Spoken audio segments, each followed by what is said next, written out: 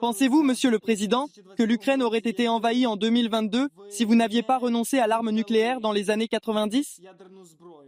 Si vous aviez encore des armes nucléaires, cela aurait-il dissuadé Poutine d'envahir le pays? Oui, il n'envahirait pas. Jamais. Il n'aurait pas envahi en 2022,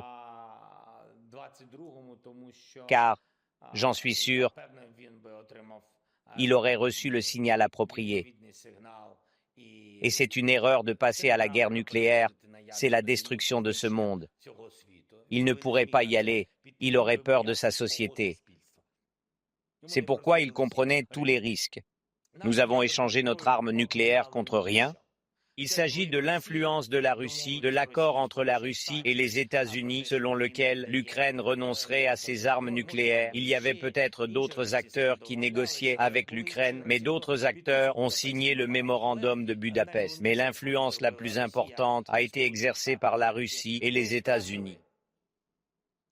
Nous avons perdu la protection, nous avons perdu nos garanties de sécurité. C'était nos garanties de sécurité.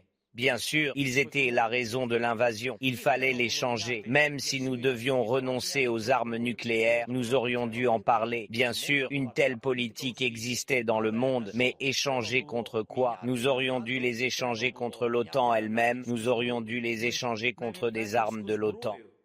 Pour être honnête, nous avons même commencé à recevoir des armes de l'OTAN qu'après l'invasion à grande échelle. Des armes réelles. Des armes réelles. Je ne parle pas de cette petite quantité qui, après la Crimée, pendant tout ce conflit gelé après Minsk, nous avons reçu quelque chose, mais ce n'est rien.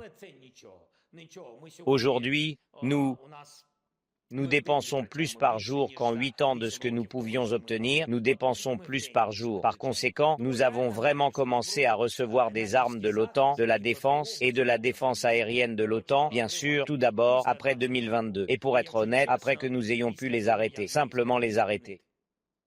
Juste arrêter. Alors c'est tout. À cette époque, nous n'avions aucune autre garantie de sécurité que les armes nucléaires. Aucun.